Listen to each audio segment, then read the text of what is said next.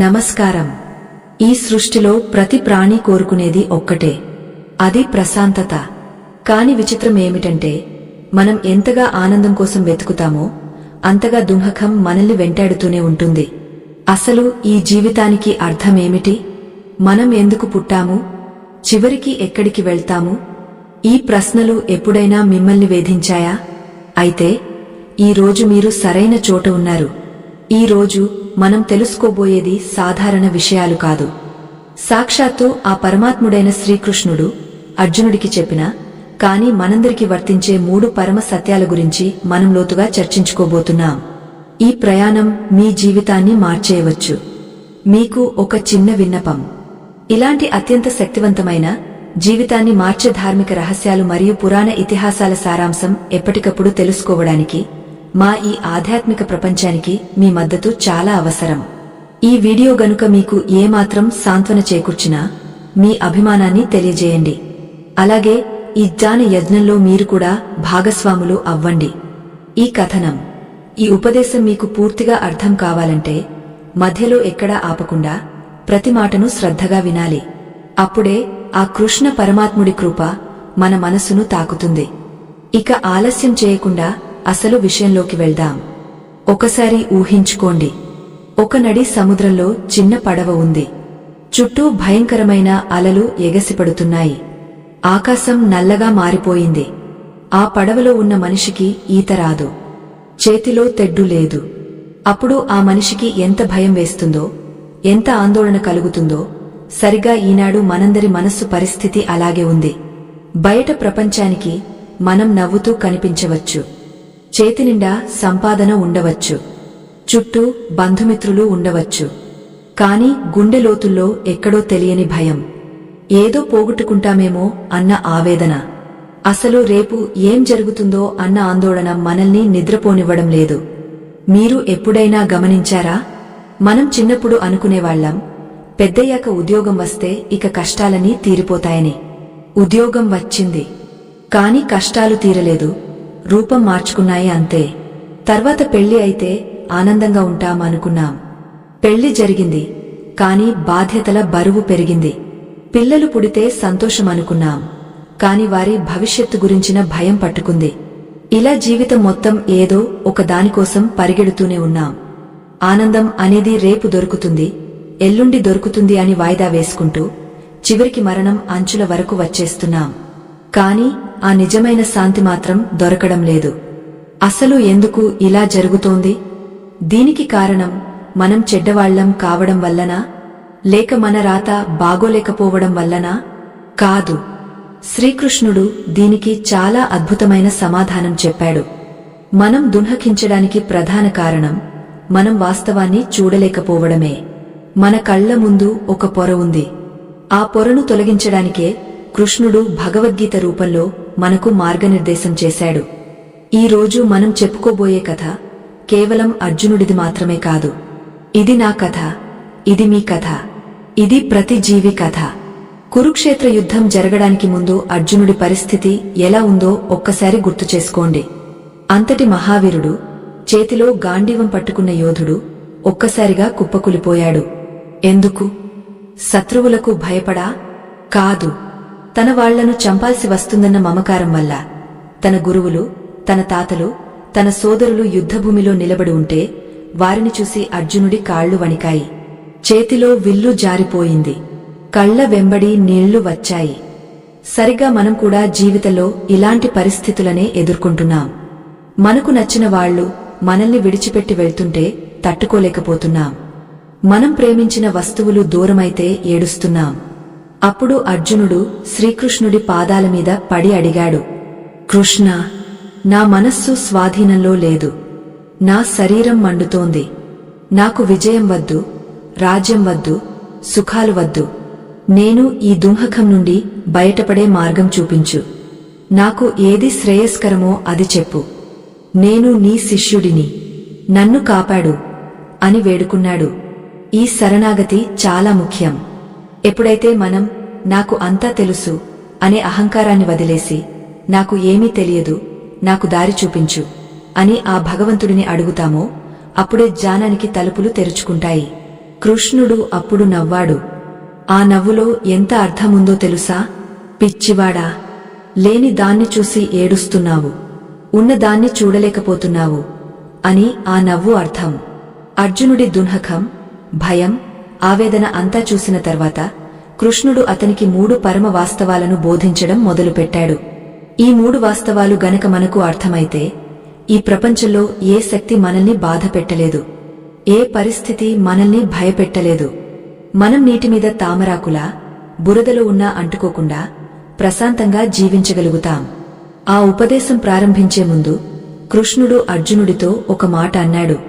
అర్జునా, నువ్వు పండితుడిలా మాట్లాడుతున్నావు కాని ఏడవకూడని వారికోసం ఏడుస్తున్నావు. తెలివైన వాళ్లు గడిచిన దాని గురించి గాని జరగబోయే దాని గురించి గాని చింతించరు. నువ్వు ఇప్పుడు అనుభవిస్తున్న ఈ బాధకు కారణం బయట ఉన్న కౌరవులు కాదు, నీ లోపల ఉన్న అజ్ఞానం అని చెప్పాడు. ఇది వినడానికి కొంచెం కఠినంగా అనిపించవచ్చు. మన కష్టాలకు కారణం మనమే అంటే ఎవరైనా ఒప్పుకుంటారా? వాళ్లు నన్ను మోసం చేశారు కాబట్టి నేను ఏడుస్తున్నాను, నాకు జబ్బు చేసింది కాబట్టి నేను బాధపడుతున్నాను అని మనం అనుకుంటాం. కాని కృష్ణుడు అంటాడు, కాదు, నీ దున్హకానికి కారణం సంఘటన కాదు, ఆ సంఘటనను నువ్వు స్వీకరించే విధానం అని. ఇప్పుడు మనం ఆ లోతైన చర్చలోకి వెళ్దాం. శ్రీకృష్ణుడు చెప్పిన ఆ 3 వాస్తవాలు ఏమిటి? అందులో మొదటి వాస్తవం మన కళ్లను ఎలా తెరిపిస్తుంది. ఇది తెలుసుకునే ముందు మన మనస్సు యొక్క స్వభావాన్ని మనం కొంచెం అర్థం చేసుకోవాలి. మన మనస్సు ఒక కోతి లాంటిది. అది ఎప్పుడూ ఒక కొమ్మ నుండి మరొక కొమ్మకు గెంతుతూనే ఉంటుంది. ఒక ఆలోచన నుండి మరొక ఆలోచనకు ప్రయాణిస్తూనే ఉంటుంది. దానికి కుదురు లేదు. గతం తాలూకు జ్ఞాపకాల్లోనైనా ఉంటుంది, లేదా భవిష్యత్తు తాలూకు ఊహల్లోనైనా ఉంటుంది. వర్తమానంలో ఉండటం దానికి చేతకాదు. మనం పొద్దున లేచిన దగ్గరి నుండి రాత్రి పడుకునే వరకు మన ఆలోచనలను గమనిస్తే అందులో 90% ఆలోచనలు జరగబోయిన విషయాల గురించి లేదా జరగబోయే విషయాల గురించి ఉంటాయి. నిన్నవాడు నన్ను ఎందుకు తిట్టాడు, మొన్న నాకు ఆ అవకాశం ఎందుకు రాలేదు అని గతం గురించి చింతిస్తాం. లేదా రేపు ఉద్యోగం పోతే ఎలా, నా పిల్లలకు సీటు రాకపోతే ఎలా, నా ఆరోగ్యం పాడైతే ఎలా అని భవిష్యత్తు గురించి భయపడతాం. ఈ గతం మరియు భవిష్యత్తు అనే 2 రాళ్ల మధ్య నలిగిపోతూ వర్తమానం అనే అద్భుతమైన క్షణాన్ని మనం కోల్పోతున్నాం. కృష్ణుడు సరిగ్గా ఇక్కడే మనల్ని పట్టుకుంటాడు. దున్హకానికి మూలం ఎక్కడ ఉంది? అది వస్తువుల్లో లేదు, మనుషుల్లో లేదు, మన మనస్సులోనే ఉంది. ఒక చిన్న ఉదాహరణ చూద్దాం. ఒకే విషయాన్ని 2 వ్యక్తులు 2 రకాలుగా తీసుకుంటారు. ఒకరికి వర్షం పడితే ఆనందం, మరొకరికి అదే వర్షం పడితే చిరాకు. వర్షం ఒకటే, కాని స్పందనలు వేరు. అంటే సుఖంగాని దున్హకంగాని ఆ వర్షంలో లేదు, మన మనస్సులో ఉంది. ఈ విషయాన్ని మనం ఎంత త్వరగా గ్రహిస్తే అంత త్వరగా మనం దున్హకం నుండి బయటపడతాం. కృష్ణుడు అర్జునుడికి చెప్పిన మొదటి పాఠం కూడా ఇదే. అర్జునా, నువ్వు దేహాన్ని చూస్తున్నావు, కాని దేహిని, ఆత్మను చూడటం లేదు. నువ్వు మార్పును చూసి భయపడుతున్నావు, కాని ఈ సృష్టిలో మార్పు అనేది అనివార్యం అని చెప్పాడు. మన జీవితంలో మనం ఎక్కువగా భయపడేది దేనికి? మార్పుకి. మన దగ్గర ఉన్న డబ్బు పోతుందేమో అని భయం, మన యవ్వనం పోయి ముసలితనం వస్తుందేమో అని భయం, మన బంధువులు దూరమవుతారేమో అని భయం. మనం ఒక స్థితిలో స్థిరంగా ఉండిపోవాలని కోరుకుంటాం. కాని సృష్టి ధర్మం అది కాదు. నది ఎప్పుడూ పారుతూనే ఉంటుంది, కాలం ఎప్పుడూ కదులుతూనే ఉంటుంది. మనం ఈ ప్రవాహాన్ని ఆపాలని ప్రయత్నించడమే మన దున్హకానికి మొదటి కారణం. చేతిలో ఇసుకను ఎంత గట్టిగా పిడికిలి బిగించి పట్టుకోవాలని చూస్తే అది అంత వేగంగా జారిపోతుంది. జీవితం కూడా అంతే. మనం దేనినైతే ఇది నాది, ఇది శాశ్వతంగా నా దగ్గరే ఉండాలి అని అనుకుంటామో సరిగా అక్కడే మన పతనం మొదలవుతుంది. కృష్ణుడు ఈ సత్యాన్ని చాలా అందంగా వివరిస్తాడు. ఆయన మాటల్లోనే చెప్పాలంటే ఈ ప్రపంచం ఒక రంగుల రాట్నం లాంటిది. పైకి వెళ్లినవాడు కిందకు రాక తప్పదు, కింద ఉన్నవాడు పైకి వెళ్ళక తప్పదు. కాని మనకు ఈ సత్యం తెలిసినా కూడా మన మనస్సు ఒప్పుకోదు. ఎందుకంటే మనం మాయలో ఉన్నాం. ఈ మాయ ఎంత బలమైనది అంటే కళ్ల ముందు లక్షల మంది చనిపోతున్నా మనమాత్రం శాశ్వతంగా ఉంటామని నమ్ముతాం. రోజు వార్తల్లో ఎన్నో ప్రమాదాలు చూస్తాం, కాని మనకు ఏమీ కాదులే అనే ధీమాతో ఉంటాం. ఇది ఒక రకమైన నిద్ర. మనం మెలకువగా ఉన్నామని అనుకుంటున్నాం కాని ఆధ్యాత్మికంగా గాఘ్య నిద్రలో ఉన్నాం. కృష్ణుడు ఆ నిద్ర లేపడానికే గీతాగీతాన్ని ఆలపించాడు. మరొక ముఖ్యమైన విషయమేమిటంటే మనం మన ఆనందాన్ని షరతులతో ముడిపెడతాం. నాకు ఆ ఇల్లు కొంటేనే ఆనందం, నా కొడుకు క్లాస్ ఫస్ట్ వస్తేనే ఆనందం, నా భర్త నాకు వజ్రాల హారం కొనిస్తేనే ఆనందం. ఎప్పుడైతే మన ఆనందాన్ని బయటి వస్తువుల మీద లేదా వ్యక్తుల మీద ఆధారపడేలా చేస్తామో అప్పుడే మనం మన స్వేచ్ఛను కోల్పోతాం. మన ఆనందం యొక్క రిమోట్ కంట్రోల్ని తీసుకెళ్లి పక్కవాడి చేతిలో పెట్టినట్టే. వాడు బటన్ నొక్కితే మనం నవ్వుతాం, వాడు ఛానల్ మారిస్తే మనం ఏడుస్తాం. కృష్ణుడు అంటాడు, నిజమైన ఆనందం నీలోనే ఉంది, బయట వెతకడం ఆపేయి అని. కాని నాలోనే ఆనందముంది అన్న విషయం తెలియాలంటే ముందు నేను ఎవరు అన్న ప్రశ్న వేసుకోవాలి. మనం సాధారణంగా ఏమనుకుంటాం? నేను ఫలానా వారి అబ్బాయిని, నేను ఫలానా కంపెనీలో మేనేజర్ని, నేను నల్లగా ఉంటాను, నేను పొడవుగా ఉంటాను అని. ఇవన్నీ మన శరీరానికి, మన వృత్తికి సంబంధించిన పరిచయాలు మాత్రమే. ఇవేవి మన నిజమైన స్వరూపం కాదు. ఈ అపోహే మన భయాలకు తల్లి వేరు లాంటిది. నేను శరీరాన్ని అనుకోవడం వల్లే శరీరానికి వచ్చే చావు అంటే భయం, శరీరానికి వచ్చే రోగాలంటే భయం. ఒకవేళ కృష్ణుడు వచ్చి మీ ముందు నిల్చుని, నాయనా నీకు భయం లేకుండా జీవించే వరం ఇస్తాను, కాని నువ్వు ఇప్పటివరకు నమ్ముకున్నవన్నీ అబద్ధాలని ఒప్పుకోవాలి అని అంటే మీరు సిద్ధంగా ఉంటారా? ఇది చాలా కష్టమైన పని. మనం పెంచుకున్న నమ్మకాలను, మనం కట్టుకున్న బంధాలను అబద్ధాలని ఒప్పుకోవడానికి మన అహం అడ్డు వస్తుంది. అర్జునుడికి కూడా అదే జరిగింది. నా తాత భీష్ముడు, నా గురువు ద్రోణుడు, వీరిని నేను ఎలా చంపగలను అని అడిగాడు. అప్పుడు కృష్ణుడు, నువ్వు చంపకపోయినా వాళ్లు చనిపోతారు, ఎందుకంటే కాలం ఎవరిని వదలదు అని సమాధానమిచ్చాడు. ఇక్కడ మనం అర్థం చేసుకోవాల్సింది ఏంటంటే మనం ఒక నాటకంలో పాత్రధారులం మాత్రమే. కథను రాసేది, నడిపించేది ఆ సూత్రధారి. మన పాత్రను మనం అద్భుతంగా పోషించి రంగస్థలం నుండి నిష్క్రమించాలి. కాని మనం ఆ పాత్రే నిజమనుకుని ఆ వేషాన్ని తీయడానికి ఇష్టపడక డ్రామా ముగసినా ఇంకా నటిస్తూనే ఉంటాం. అదే బాధకు కారణం. కృష్ణుడు చెప్పే ఈ 3 వాస్తవాలు మనకు ఈ నాటకం వెనుక ఉన్న సత్యాన్ని చూపిస్తాయి. ఇప్పుడు ఆలోచించండి. మీరు పడుకునే మంచం, మీరు నివసించే ఇల్లు, మీరు ప్రేమించే మనుషులు, ఇవేవి మీతో శాశ్వతంగా ఉండవు అని మీకు తెలుసు. అయినా సరే వాటికోసం ఎందుకు ఇంత తపన, ఎందుకు ఇంత ఆరాటం? ఈ ప్రశ్నకు సమాధానం వెతకడమే ఆధ్యాత్మికత. కృష్ణుడు అంటాడు, విషయాల మీద ఆసక్తిని పెంచుకుంటే బంధం ఏర్పడుతుంది, బంధం నుండి కోరిక పుడుతుంది, కోరిక తీరకపోతే కోపం వస్తుంది, కోపం వల్ల విచక్షణ పోతుంది, విచక్షణ పోతే మనిషి నాశనమవుతాడు. ఇది ఒక గొలుసు చర్య లాంటిది. దీనిని ఛేదించడం ఎలా? అసలు సంసార సాగరంలో ఈదుతూనే తడి అంటకుండా ఉండటం సాధ్యమేనా? తామరాకు మీద నీటి బొట్టులా జీవించడం సాధ్యమేనా? ఖచ్చితంగా సాధ్యమే అని కృష్ణుడు నిరూపించాడు. తాను రాజభవనంలో ఉన్నా, యుద్ధభూమిలో ఉన్నా, గోపికల మధ్య ఉన్నా, ఋషుల మధ్య ఉన్నా కృష్ణుడి ముఖంలో ఆ చిరునవ్వు ఎప్పుడూ చెక్కుచెదరలేదు. ఆయన స్థితప్రజ్ఞుడు. సుఖానికి పొంగపోడు, దున్హకానికి కుంగపోడు. ఆ స్థితిని మనకు కూడా అందించాలని ఆయన తపన. ఇక మనం అసలైన భట్టంలోకి అడుగుపెట్టబోతున్నాం. అర్జునుడు తన ప్రశ్నల వర్షాన్ని కురిపించాడు. కృష్ణ, మాటలు బాగానే ఉన్నాయి, కాని ఆచరణలో ఇది ఎలా సాధ్యం? నా మనస్సు గాలిలా చంచలమైనది.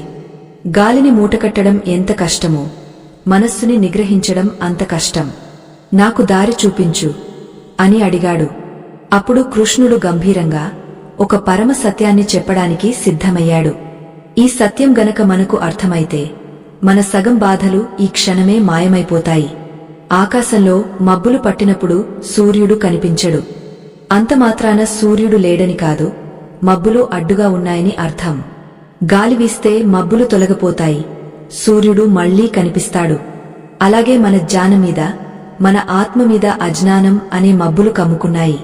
కృష్ణుడు ఇప్పుడు చెప్పబోయే మొదటి వాస్తవం ఆ మబ్బులను విడగొట్టే ఒక ప్రచండమైన గాలి లాంటిది. మీరు సిద్ధంగా ఉన్నారా? మీ గుండె బరువును దించేసుకోవడానికి, మీ కళ్ల ముందు ఉన్న పొరను తొలగించుకోవడానికి సిద్ధంగా ఉన్నారా? కృష్ణుడు అర్జునుడి వైపు చూసి తన కుడి చేతిని ఎత్తి విశ్వం యొక్క రహస్యాన్ని ఒక్క వాక్యంలో చెప్పబోతున్నాడు. ఆ వాక్యం వినగానే అర్జునుడి రోమాలు నిక్కబొడుచుకున్నాయి. అంతటి గొప్ప రహస్యమేమిటి? ఏది తెలిస్తే ఇక తెలియాల్సినది ఏది మిగలదో ఆ మొదటి వాస్తవమేమిటి? అది వినడానికి మీ మనస్సును పూర్తిగా ఖాళీ చేయండి. ఏ ఇతర ఆలోచనలు లేకుండా కేవలం ఆ పరమాత్ముడి శబ్దాన్ని వినడానికి సిద్ధంగా ఉండండి. శ్రీకృష్ణుడు గొంతు సవరించుకుని అర్జునుడి కళ్లలోకి సూటిగా చూస్తూ ఈ సృష్టికి, మన జీవితానికి, మన దుఃఖానికి మూలమైన ఆ మొదటి అద్భుతమైన వాస్తవాన్ని ఇలా చెప్పడం ప్రారంభించాడు. ఆ అద్భుతమైన క్షణంలో సమస్త లోకాలను శాసించే శ్రీకృష్ణుడు అర్జునుడితో ఆ మొదటి పరమ సత్యాన్ని ఇలా చెప్పాడు. అర్జునా, నీ దుఃఖానికి, నీ భయానికి, నీ కన్నీళ్లకు ప్రధాన కారణం ఒక్కటే. అదేంటంటే నువ్వు కాని దానిని నువ్వు అని నమ్ముతున్నావు. నువ్వు మరణించే దానివి కాదు, కాని మరణముందని భయపడుతున్నావు. అసలు నిజమేమిటంటే ఈ శరీరం నువ్వు కాదు. ఈ మాట వినగానే మనకు కూడా ఆశ్చర్యం కలగవచ్చు. ఏంటి, ఈ శరీరం నేను కాదా? అద్దంలో చూసుకుంటే కనిపించేది నేనే కదా? నాకు ఆకలి వేస్తుంది, నాకు దెబ్బ తగిలితే రక్తం వస్తుంది, మరి నేను శరీరాన్ని కాకపోతే ఇంకెవరిని అని మన బుర్రలో ప్రశ్నలు మొదలవుతాయి. సరిగ్గా అర్జునుడికి కూడా ఇదే సందేహం వచ్చింది. అప్పుడు కృష్ణుడు ఒక చిన్న పిల్లవాడికి అర్థమయ్యేలా ఎంత గొప్ప ఉదాహరణ ఇచ్చాడో చూడండి. ఇది మన జీవితాన్నే మార్చేయగలదు. కృష్ణుడు అడిగాడు, అర్జునా, నువ్వు చిన్నప్పుడు వేసుకున్న బట్టలు ఇప్పుడు నీకు సరిపోతాయా అని. అర్జునుడు లేదన్నాడు. పోనీ ఆ బట్టలు చినిగపోతే నువ్వు ఏడుస్తావా అని అడిగాడు. లేదు కృష్ణ, పాత బట్టలు పారేసి కొత్త బట్టలు వేసుకుంటాను, దానికి ఏడవటమెందుకు అన్నాడు అర్జునుడు. అప్పుడు కృష్ణుడు చిరునవ్వుతో, సరిగ్గా ఇదే విషయం నీ ప్రాణానికి కూడా వర్తిస్తుంది. మనిషి పాతబడిన దుస్తులను వదిలేసి కొత్త దుస్తులను ఎలా ధరిస్తాడో, ఈ ఆత్మ కూడా కృశించిపోయిన పాత శరీరాన్ని వదిలేసి కొత్త శరీరాన్ని స్వీకరిస్తుంది. దీని పేరే మరణం మరియు జననం. ఇందులో ఏడవాల్సింది ఏముంది అని ప్రశ్నించాడు. దీనిని మనం కొంచెం లోతుగా ఆలోచిద్దాం. మనందరికీ మరణం అంటే విపరీతమైన భయం. ఎందుకంటే మరణం అంటే అంతం అని, ఇక ఏమీ ఉండదని మనం అనుకుంటాం. ఒక చీకటి గదిలోకి వెళ్లినట్టు అనిపిస్తుంది. కాని కృష్ణుడు చెప్పిన ఈ మొదటి వాస్తవం ప్రకారం మరణం అంటే ముగింపు కాదు, అది ఒక మార్పు మాత్రమే. ఒక పుస్తకంలో ఒక పేజీ అయిపోయింది, మరొక పేజీ మొదలవుతుంది. ఒక ఇల్లు ఖాళీ చేసి మరొక ఇంట్లోకి మారుతున్నాం. పాత ఇంట్లో ఉన్నప్పుడు ఆ ఇంటితో మమకారం పెంచుకుంటాం, గోడలకు రంగులు వేస్తాం, అందంగా అలంకరించుకుంటాం. కాని యజమాని వచ్చి ఖాళీ చేయమన్నప్పుడు బాధపడతాం. కాని వెళ్ళక తప్పదు కదా. మనం ఈ శరీరాన్ని ఎంతగా ప్రేమిస్తున్నామంటే ఇది శాశ్వతం అనుకుంటున్నాం. పొద్దున లేచిన దగ్గరి నుండి రాత్రి పడుకునే వరకు ఈ శరీరాన్ని పోషించడానికే మన సమయం అంతా సరిపోతుంది. మంచి ఆహారం, మంచి బట్టలు, సౌకర్యాలు, అందం, ఆరోగ్యం, ఇవన్నీ శరీరానికి సంబంధించినవే. తప్పులేదు, శరీరాన్ని కాపాడుకోవాలి. కాని సమస్య ఎక్కడ వస్తుంది అంటే, నేను అంటే కేవలం ఈ 5 అడుగుల మాంసపు ముద్ద మాత్రమే అని గట్టిగా నమ్మినప్పుడు సమస్య వస్తుంది. ఎప్పుడైతే మనం మనల్ని శరీరంతో సమానంగా చూసుకుంటామో అప్పుడు శరీరానికి వచ్చే ప్రతి చిన్న ఇబ్బంది మన ఉనికికే ప్రమాదం అనిపిస్తుంది. కృష్ణుడు ఇంకాస్త లోతుగా వివరిస్తున్నాడు. అర్జునా, ఈ ఆత్మను ఆయుధాలు నరకలేవు, అగ్ని కాల్చలేదు, నీరు తడపలేదు, గాలి ఆర్పలేదు. ఇది సనాతనమైనది, శాశ్వతమైనది. నువ్వు పుట్టకముందు ఉన్నావు, ఇప్పుడు ఉన్నావు, శరీరం వదిలిన తర్వాత కూడా ఉంటావు. మధ్యలో కనిపించే ఈ కొద్దిపాటి జీవితం ఒక నాటక రంగం లాంటిది అని చెప్పాడు. అంటే మనం రైలులో ప్రయాణం చేస్తున్న ప్రయాణికుల లాంటి వాళ్లం. స్టేషన్ రాగానే దిగపోవాలి. కాని మనం ఆ సీటు నాదే, ఆ రైలు పెట్టె నాదే అని గొడవ పడితే ఎంత హాస్యాస్పదంగా ఉంటుందో, ఈ భూమి మీద మనం ప్రవర్తించే తీరు కూడా ఆ పరమాత్ముడికి అలాగే అనిపిస్తుంది. కాని ఇక్కడ ఒక సందేహం వస్తుంది.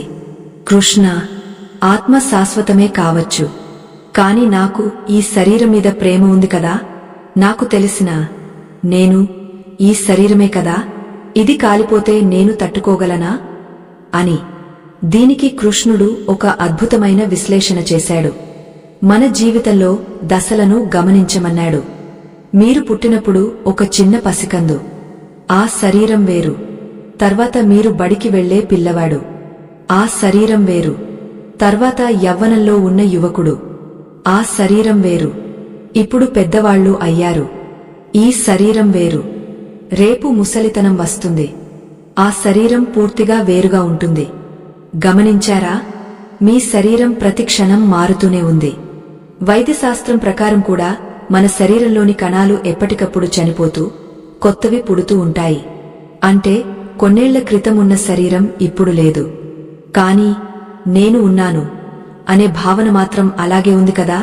చిన్నప్పుడు నేను అని ఎవరిని అనుకున్నారో ఇప్పుడు కూడా అదే నేను అని అనుకుంటున్నారు.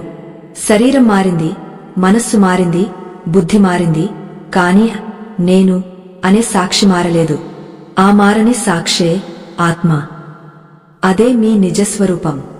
మనం సినిమా హాలుకి వెళ్తాం. తెరమీద సినిమా మారుతూ ఉంటుంది. హీరో వస్తాడు, విలన్ వస్తాడు, పాటలు వస్తాయి, ఫైట్లు జరుగుతాయి. కానీ తెర మాత్రం అలాగే తెల్లగా ఉంటుంది. సినిమాలోని మంటలు తెరను కాల్చలేవు. సినిమాలోని వరదలు తెరను తడపలేవు. సినిమా అయిపోయాక బొమ్మలన్నీ పోతాయి, కాని తెర అక్కడే ఉంటుంది. మనం ఆ తెర లాంటి వాళ్లం. మనమీద సుఖాలు, దుఃఖాలు, బాల్యం, యవ్వనం, ముసలితనం అనే సినిమాలు ఆడుతున్నాయి. మనం వాటిని చూసి మనమే అందులో ఉన్నామని భ్రమపడి ఏడుస్తున్నాం. కృష్ణుడు అంటాడు, నువ్వు చూసేవాడివి దృక్, కనిపించే దృశ్యం, దృశ్యం కాదు అని. ఈ మొదటి వాస్తవం గనక మనకు అనుభవంలోకి వస్తే మనలో సగం భయం పోతుంది. ఎవరైనా మనల్ని చంపడానికి వచ్చినా వీడు చంపేది నా శరీరాన్ని మాత్రమే, నన్ను కాదు అనే ధైర్యం వస్తుంది. మహాత్ములైన సోక్రటీస్, రమణ మహర్షి వంటి వారు మరణించేటప్పుడు కూడా ఎంతో ప్రశాంతంగా ఉండటానికి కారణం ఇదే. వారు ఈ సత్యాన్ని దర్శించారు. నేను ఈ చొక్కాను వదిలేస్తున్నాను అని ఎంత తేలికగా అనుకుంటారో వారు మరణాన్ని అంత తేలికగా స్వీకరించారు. అయితే ఈ సత్యం వినడానికి చాలా బాగుంటుంది, కాని ఆచరణలో పెట్టడం చాలా కష్టం. ఎందుకంటే మనకు దేహాభిమానం చాలా ఎక్కువ. ఎవరో మన శరీరం గురించి చిన్న మాట అంటేనే మనం తట్టుకోలేం. నువ్వు నల్లగా ఉన్నావు, నువ్వు పొట్టిగా ఉన్నావు అని అంటే కోపం వస్తుంది. ఎందుకంటే మనం శరీరాన్ని అంతగా ప్రేమిస్తున్నాం. ఈ ప్రేమ కారణంగానే దుఃఖం పుడుతోంది. కృష్ణుడు ఏమంటాడంటే, శీతోష్ణ సుఖదుఃఖ దేహః అంటే చలి, వేడి, సుఖం, దుఃఖం అనేవి శరీరానికి, మనస్సుకు తగిలే స్పర్శలు మాత్రమే. అవి వస్తాయి, పోతాయి. వాటిని ఓర్చుకోవాలి. మనం ఒక ఎండ రోజున గొడుగు వేసుకుని వెళ్తాం. ఎండ ఉంది, కాని మనకు తగలదు. అలాగే జ్ఞానం అనే గొడుగు ఉంటే ప్రపంచంలో కష్టాలుంటాయి, కాని అవి మన మనస్సును తాకవు. ఇది నా శరీరానికి వచ్చింది, నాకు కాదు అనే ఎరుకతో ఉండటమే నిజమైన ఆధ్యాత్మికత. ఉదాహరణకు, మీకు కాలు నొప్పి వచ్చింది అనుకోండి. నాకు కాలు నొప్పిగా ఉంది అని అనడం వేరు, నా కాలికి నొప్పిగా ఉంది అని అనడం వేరు. మొదటి దాంట్లో మీరు నొప్పితో ఏకమైపోయారు. రెండో దాంట్లో మీరు నొప్పిని గమనిస్తున్నారు. ఈ గమనించే స్థితి ని పెంచుకోవడమే కృష్ణుడు చెప్పే మార్గం. కాని మిత్రులారా, ఇక్కడే ఒక పెద్ద చిక్కుముడి ఉంది. సరే కృష్ణ, నేను శరీరం కాదు, ఆత్మను అని ఒప్పుకుంటాను. నేను చనిపోయినా పర్లేదు, ఇంకో శరీరం వస్తుంది. కాని నా భార్య, నా పిల్లలు, నా తల్లిదండ్రులు, వాళ్ల సంగతి ఏంటి? వాళ్లతో నాకు ఉన్న బంధమేంటి? నేను ఆత్మ అయితే వాళ్లు కూడా ఆత్మలే కదా. మరి ఆత్మలకు బంధుత్వాలు ఉంటాయా? నేను చనిపోతే నా పిల్లలు అనాథలు అయిపోతారా? వాళ్లను ఎవరు చూసుకుంటారు? ఈ ప్రశ్న అర్జునుడిని పట్టి కుదిపేసింది. మనల్ని కూడా నిత్యం వేధించే ప్రశ్న ఇదే. మనం మన కోసం భయపడకపోయినా మన వాళ్ల కోసం భయపడతాం. నాకు ఏదైనా అయితే నా కుటుంబం ఏమైపోతుంది అనే ఆవేదన మనల్ని బ్రతకనివ్వదు. అసలు ఈ బంధాలు నిజమైనవా, లేక ఇవి కూడా ఒక భ్రమ మాత్రమేనా? మనం ఎవరినైతే నా ప్రాణం అని పిలుస్తున్నామో వాళ్లు నిజంగా మనవారేనా? అర్జునుడు అడిగాడు. కృష్ణ, నువ్వు చెప్పింది అర్థమైంది. శరీరం అశాశ్వతం. కాని యుద్ధంలో నా తాత భీష్ముడు చనిపోతే నేను తట్టుకోలేను. ఆ బంధం నన్ను లాగుతోంది. ప్రేమ, మమకారం అనేవి అబద్ధాలా? తల్లికి బిడ్డ మీద ఉండే ప్రేమ కేవలం శరీర సంబంధమేనా? దానికి విలువలేదా అని నిలదీశాడు. అప్పుడు కృష్ణుడు నవ్వి రెండవ పరమ సత్యాన్ని బోధించడానికి ఉపక్రమించాడు. ఈ రెండవ వాస్తవం చాలా కఠినంగా ఉంటుంది. కాని ఇది తెలిస్తే తప్ప మనకు బంధాల నుండి విముక్తి లభించదు. మనం ప్రేమిస్తున్నది వ్యక్తులనా, లేక వారి నుండి మనకు లభించే సుఖానా? అసలు ఈ ప్రపంచంలో మనకు సొంతమంటూ ఎవరున్నారు? కృష్ణుడు చెప్పబోయే ఈ రెండవ వాస్తవం మనం ఇన్నాళ్లుగా కట్టుకున్న బంధాల మేడలను కూల్చేయవచ్చు, లేదా వాటిని మరింత పవిత్రంగా మార్చవచ్చు. అది వింటే మీ గుండె బరువెక్కవచ్చు, కాని అదే నిజం. అర్జునా, నీ భార్య, నీ బిడ్డ, నీ బంధువు వీరెవరూ నీ వారు కాదు అంటూ కృష్ణుడు మొదలుపెట్టాడు. అసలు కృష్ణుడు ఎందుకలా అన్నాడు? మనం అంతగా ప్రేమించే వాళ్లు మనవాళ్లు కాకపోతే మరి ఎవరివాళ్లు? ఈ గందరగోళం నుండి బయటపడాలంటే కృష్ణుడు చెప్పిన ఆ రెండవ నిజాన్ని మనం ధైర్యంగా వినాలి. ఆ నిజాన్ని తెలుసుకోవడానికి మీరు సిద్ధంగా ఉన్నారా? అయితే శ్రీకృష్ణుడు పలికిన ఆ ఒక్క మాట, అర్జునా, ఎవరు నీ వాళ్లు కాదు అనేది అర్జునుడి గుండెల్లోనే కాదు, మన గుండెల్లో కూడా ఒక పిడుగులా పడింది. ఒక్క క్షణం ఊపిరి బిగబట్టి ఆలోచించండి. మనం ఎవరికోసమైతే రాత్రింబవళ్లు కష్టపడుతున్నామో, ఎవరికోసమైతే మన ప్రాణాలను కూడా ఇవ్వడానికి సిద్ధంగా ఉన్నామో, వాళ్లు మన వాళ్లు కాదని సాక్షాత్తు దేవుడే చెబుతుంటే ఆ మాటను జీర్ణించుకోవడం ఎంత కష్టం? మనసు తిరస్కరిస్తుంది. లేదు కృష్ణ, నువ్వు చెప్పేది తప్పు. నా తల్లి నన్ను కనలేదా? నా తండ్రి నన్ను పెంచలేదా? నా భార్య నాతో 7 అడుగులు నడవలేదా? వీళ్లందరూ నా వాళ్లు కాకపోతే ఇక ఈ జీవితానికి అర్థమేముంది అని మన అహం ప్రశ్నిస్తుంది. కృష్ణుడు అర్జునుడి ముఖంలో ఆవేదనను చూశాడు. అప్పుడు ఆయన చాలా నెమ్మదిగా ఒక పరమ సత్యాన్ని విడమరచి చెప్పడం మొదలుపెట్టాడు. అర్జునా, ఒక నది ఉధృతంగా ప్రవహిస్తోంది అనుకో. ఆ ప్రవాహంలో ఎక్కడెక్కడి నుండో 2 చెక్క మొద్దులు కొట్టుకుంటూ వస్తాయి. అవి రెండూ ఒకచోట కలుస్తాయి. కొంత దూరం వరకు అవి రెండూ పక్కపక్కనే ప్రయాణిస్తాయి. ఆ సమయంలో అవి, మనం ఇక ఎప్పటికీ విడిపోము, ఈ ప్రయాణం శాశ్వతం అని అనుకుంటాయి. కాని అంతలోనే ఒక పెద్ద అల వస్తుంది, లేదా ఒక సుడిగుండం వస్తుంది. దాంతో ఆ 2 మొద్దులు విడిపోతాయి. ఒకటి తూర్పుకి, మరొకటి పడమరికి కొట్టుకుపోతాయి. మళ్ళీ అవి ఎప్పటికీ కలవవు. మన జీవితం కూడా సరిగ్గా అంతే. మనం ఈ భూమి మీదకు ఒంటరిగానే వచ్చాం, వెళ్లేటప్పుడు ఒంటరిగానే వెళ్తాం. మధ్యలో ఈ సంసారం అనే నదిలో కొందరు వ్యక్తులు మనకు తారసపడతారు. వారిని మనం తల్లి అని, తండ్రి అని, భార్య అని, బిడ్డ అని, మిత్రుడు అని రకరకాల పేర్లతో పిలుచుకుంటాం. కొంతకాలం కలిసి ప్రయాణిస్తాం. ఆ ప్రయాణంలో మమకారం పెంచుకుంటాం. కాని కాలం అనే అల వచ్చినప్పుడు ఎవరి దారి వారిదే. ఇది సృష్టి ధర్మం. దీనిని చూసి నువ్వు దుంహకిస్తే ఆ నది ప్రవాహం ఆగపోతుందా? ఆగపోదు కదా. ఇక్కడ కృష్ణుడు చెప్పేది ఏమిటంటే, బంధాలు ఉండకూడదని కాదు, ఆ బంధాల పట్ల మనకు ఉండాల్సిన అవగాహన, దృష్టి మారాలని. మనం మన కుటుంబ సభ్యులను మన సొత్తు లాగా భావిస్తాం. నా కొడుకు నేను చెప్పినట్టే వినాలి, నా భార్య నా కోసమే బ్రతకాలి అనే పెత్తనం మనలో ఉంటుంది. ఈ నాది అనే భావనే మన దున్హకానికి మూలం. కృష్ణుడు అంటాడు, నువ్వు కేవలం ఒక సంరక్షకుడివి మాత్రమే, యజమానివి కాదు. ఒక ఉదాహరణ చూద్దాం. మీరు ఒక ఇంటిని అద్దెకు తీసుకున్నారు. ఆ ఇంట్లో ఉన్నంతకాలం దాన్ని శుభ్రంగా ఉంచుకుంటారు, అలంకరించుకుంటారు. కాని ఎప్పుడైతే యజమాని వచ్చి ఇల్లు ఖాళీ చేయండి అంటారో అప్పుడు, లేదు, ఈ గోడలు నావి, ఈ తలుపులు నావి అని ఏడవరు కదా. ఎందుకంటే మీకు తెలుసు, అది మీది కాదు, కొంతకాలం వాడుకోవడానికి ఇచ్చారు అని. మన కుటుంబం కూడా అంతే. భగవంతుడు కొందరు వ్యక్తులను నీ సంరక్షణలో కొంతకాలం ఉంచాడు. వారికి సేవ చేయి, ప్రేమను పంచించు, బాధ్యతను నిర్వర్తించు. కాని వారు శాశ్వతంగా నీ దగ్గరే ఉండిపోవాలని కోరుకోకు. అర్జునుడికి ఒక సందేహం వచ్చింది. కృష్ణ, సరే, వాళ్లు శాశ్వతం కాదు, కాని ఉన్నంత కాలం వారిమీద ప్రేమ ఉండటం తప్ప తల్లికి బిడ్డ మీద ఉండేది మమకారం కాదు కదా, అది పవిత్రమైన ప్రేమ కదా, దానిని కూడా వదిలేయమంటావా అని అడిగాడు. ఇది మనందరి ప్రశ్న. ఆధ్యాత్మికత అంటే అడవుల్లోకి వెళ్లిపోవడమా, అందరినీ వదిలేయడమా? కాదు. కృష్ణుడు ఇక్కడే ప్రేమకు మోహానికి ఉన్న తేడాను స్పష్టంగా చెప్పాడు. ఇది చాలా సూక్ష్మమైన విషయం, జాగ్రత్తగా వినండి. ప్రేమ అంటే ఎదుటివారి స్వేచ్ఛను, ఎదుటివారి ఆనందాన్ని కోరుకోవడం.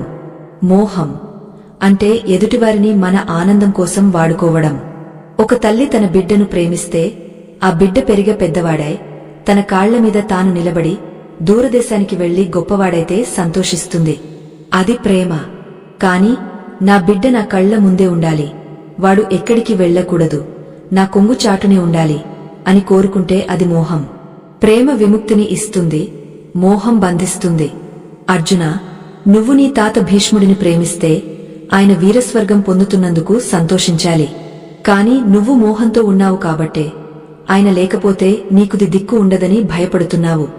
మనం ఏడ్చేది చనిపోయిన వారికోసం కాదు, మిగిలిపోయిన మన కోసం. ఇది కఠినమైన నిజం. ఒకసారి ఆలోచించండి. మనకు అత్యంత ఇష్టమైన వారు చనిపోతే మనం ఏడుస్తాం. ఎందుకు? అయ్యో వాళ్ళు వెళ్లిపోయారే అని కాదు, ఇకపై నన్ను ఎవరు చూసుకుంటారు, నా కష్టసుఖాలు ఎవరితో చెప్పుకోవాలి, నాకు తోడు ఎవరు అనే స్వార్థంతోనే మనం ఏడుస్తాం. అంటే మన కన్నీళ్ల వెనుక ఉన్నది వారిమీద ప్రేమ కంటే మన భవిష్యత్తు మీద భయమే ఎక్కువ. కృష్ణుడు ఆ నిజాన్ని మన ముఖం మీద కొట్టినట్టు చెప్తున్నాడు. మరొక ముఖ్యమైన విషయం, మనం అనుకుంటాం నేను నా పిల్లల భవిష్యత్తును తీర్చిదిద్దుతున్నాను అని. కృష్ణుడు నవ్వి అంటాడు, ఎవరి రాతను వాళ్లే తెచ్చుకుంటారు. నువ్వు కేవలం ఒక నిమిత్త మాత్రుడివి. ఒక రైతు విత్తనం నాటగలడు, నీరు పోయగలడు, కంచె వేయగలడు. కాని ఆ విత్తనం మొలకెత్తాలా లేదా, అది ఎంత ఎత్తు పెరగాలి అనేది ఆ విత్తనం లోపల ఉన్న శక్తి మీద ఆధారపడి ఉంటుంది. అలాగే నీ పిల్లలు నీ ద్వారా ఈ ప్రపంచంలోకి వచ్చారు, కాని వాళ్లు నీ నుండి రాలేదు. వారి కర్మలు వేరు, వారి ప్రయాణం వేరు. మీరు ఒక రైల్వే స్టేషన్లో ఉన్నారు. మీ రైలు వచ్చింది, ఎక్కారు. మీ పక్క సీటులో ఒకరు వచ్చి కూర్చున్నారు. కాసేపు మాటలు కలిశాయి, స్నేహం ఏర్పడింది. అంతమాత్రాన వారి స్టేషన్ వచ్చినప్పుడు నువ్వు దిగకూడదు, నాతోనే రావాలి అని మీరు అడగగలరా? అడిగితే అది మూర్ఖత్వం కాదా? ప్రతి జీవి తన కర్మల మూటను భుజాన వేసుకుని ఈ లోకానికి వస్తుంది. ఆ కర్మ తీరగానే ఈ శరీరం అనే బట్టలు మార్చుకుని మరో ప్రయాణానికి సిద్ధమవుతుంది. నీ భార్య, నీ భర్త, నీ మిత్రుడు అందరూ సహచర ప్రయాణికులే. వారి గమ్యం వేరు, నీ గమ్యం వేరు. ఈ సత్యం తెలిసినవాడు ఎలా ఉంటాడు? వాడు బాధ్యత నుండి పారిపోడు, ఇంకా బాగా బాధ్యత నెరవేరుస్తాడు. ఈ వ్యక్తి నా దగ్గర కొద్దికాలమే ఉంటాడు కాబట్టి ఉన్నంతకాలం అతన్ని సంతోషపెట్టాలి, అతనికి సేవ చేయాలి అనే శ్రద్ధ పెరుగుతుంది. అదే సమయంలో రేపు ఆ వ్యక్తి దూరమైతే అతని ప్రయాణ సమయం అయిపోయింది, శుభం అని వీడ్కోలు చెప్పే ధైర్యం కూడా ఉంటుంది. అప్పుడు దుంహకం ఉండదు, కేవలం తీపి జ్ఞాపకాలు మాత్రమే ఉంటాయి. అర్జునుడికి మెల్లగా విషయం అర్థమవుతోంది. కాని ఇంకా ఏదో వెలితి. కృష్ణ, నువ్వు చెప్పేది వింటే ఈ ప్రపంచమంతా ఒక నాటకశాలలాగా అనిపిస్తోంది. మరి ఈ నాటకంలో నేను చేయాల్సింది ఏంటి? కేవలం చూస్తూ కూర్చోవడమేనా? నా బంధాలు అబద్ధం అయినప్పుడు నేను వాళ్ల కోసం యుద్ధం ఎందుకు చేయాలి? నేను కర్మ ఎందుకు చేయాలి? సన్యాసం తీసుకుని అడవులకు వెళ్లిపోవచ్చు కదా అని అడిగాడు. ఇది చాలా ప్రమాదకరమైన ఆలోచన. చాలామంది వేదాంతం వినగానే సోమరిపోతులుగా మారిపోతారు. అంతా మాయ కదా, ఇక పని చేయడమెందుకు అనుకుంటారు. కృష్ణుడు వెంటనే అర్జునుడిని హెచ్చరించాడు. అర్జునా, పొరపాటు పడకు. బంధాలు శాశ్వతం కాదని చెప్పాను కాని బాధ్యతలు లేవని చెప్పలేదు. నువ్వు ఒక పాత్రను పోషిస్తున్నావు. ఆ పాత్రకు ఒక ధర్మం ఉంది. ఒక తండ్రిగా, ఒక కొడుకుగా, ఒక యోధుడిగా నీ ధర్మం నువ్వు నిర్వర్తించాలి. కాని ఫలితం మీద ఆశ పెట్టుకోకుండా చెయ్యి. నువ్వు నటించు, కాని నటనలో కూరుకుపోకు. తామరాకు మీద నీటిబొట్టులా ఉండు అన్నాను కాని తామరాకును విడిచిపెట్టి పారిపోమ్మని చెప్పలేదు. ఇక్కడ మనం గమనించాల్సిన ముఖ్యమైన విషయం రుణానుబంధం. ఈ లోకంలో ఏ ఇద్దరు వ్యక్తులు కలిసినా దానికి కారణం గత జన్మల రుణం. ఆ రుణం తీర్చుకోవడానికే మనం ఒకే కుటుంబంలో పుడతాం. కొందరు మనకు సుఖాన్ని ఇచ్చి రుణం తీర్చుకుంటారు, కొందరు మనకు కష్టాన్ని ఇచ్చి రుణం తీర్చుకుంటారు. భార్య భర్తను వేధించినా, కొడుకు తండ్రిని చూడకపోయినా, మిత్రుడు మోసం చేసినా ఇదంతా ఆ రుణానుబంధం వల్లే జరుగుతుంది. ఇది అర్థమైతే మనకు ఎదుటివారి మీద ద్వేషం కలగదు. ఓహో, ఇది నా కర్మ బాకీ తీరిపోతోంది అని ప్రశాంతంగా ఉంటాం. ఇప్పుడు అసలైన ప్రశ్న వస్తుంది. సరే కృష్ణ, నేను శరీరం కాదు, ఆత్మను. నా బంధువులు నా వాళ్లు కాదు, సహచర ప్రయాణికులు. ఇదంతా బాగానే ఉంది. కానీ నా జీవితంలో జరిగే సంఘటనలను ఎవరు నిర్ణయిస్తున్నారు? నేను ఎందుకు కష్టపడాలి? కొందరు పుట్టుకతోనే ధనవంతులు ఎందుకు అవుతున్నారు? కొందరు ఏ పాపం చేయకపోయినా ఎందుకు రోగాల పాలవుతున్నారు?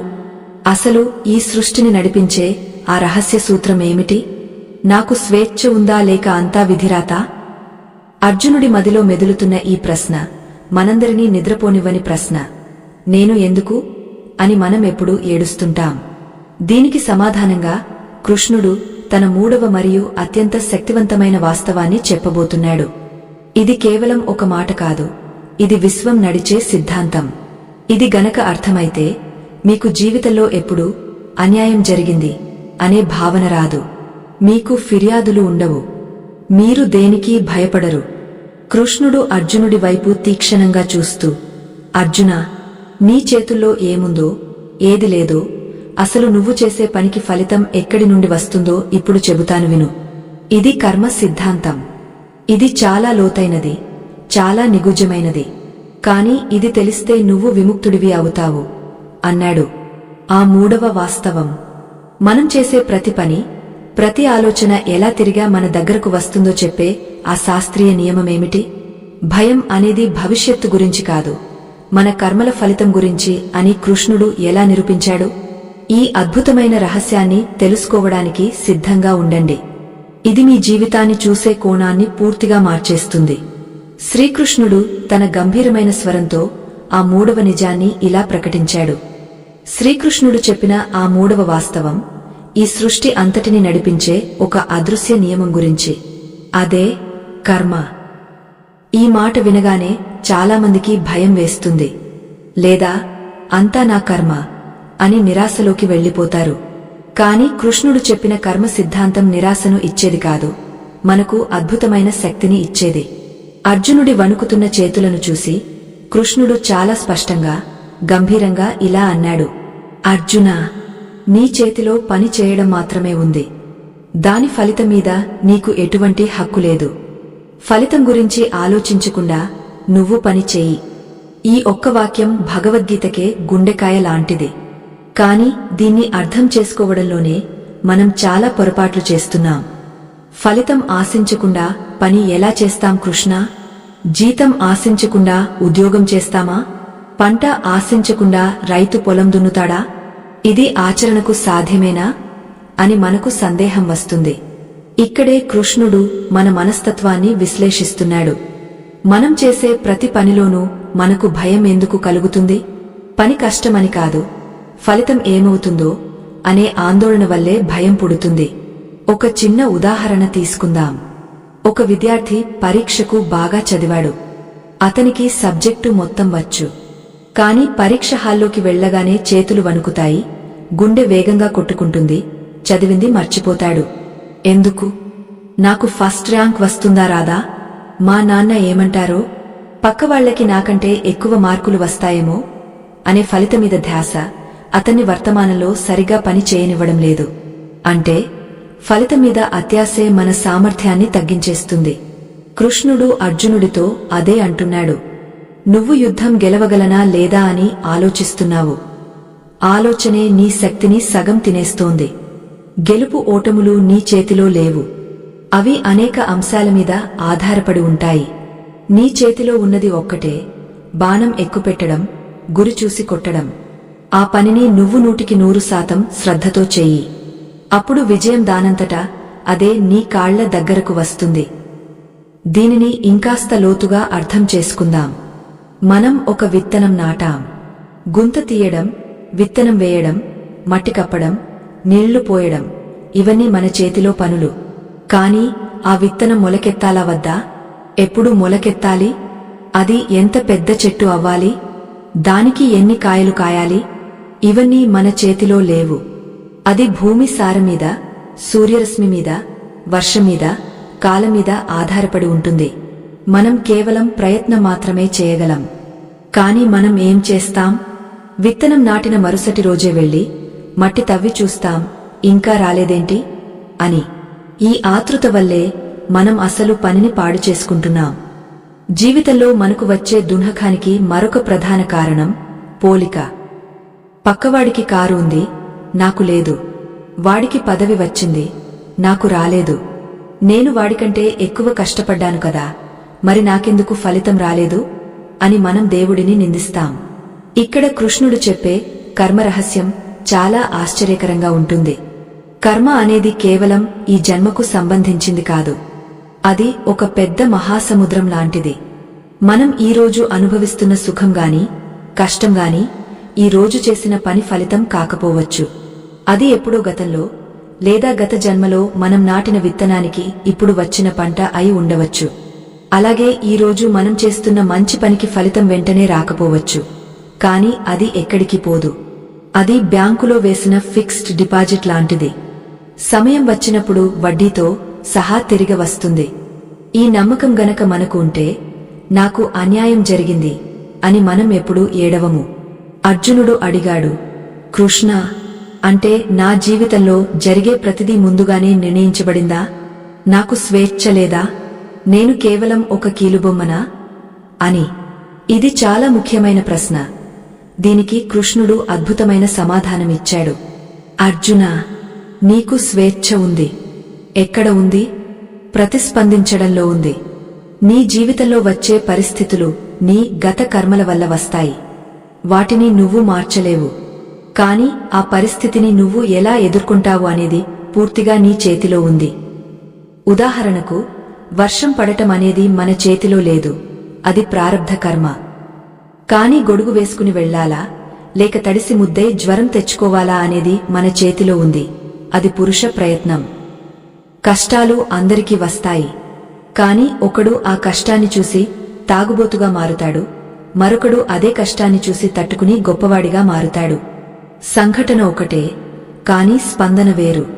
కృష్ణుడు అంటాడు, నీకు వచ్చే కష్టాలను నీ ప్రగతికి మెట్లుగా మార్చుకో, అడ్డుగోడలుగా కాదు.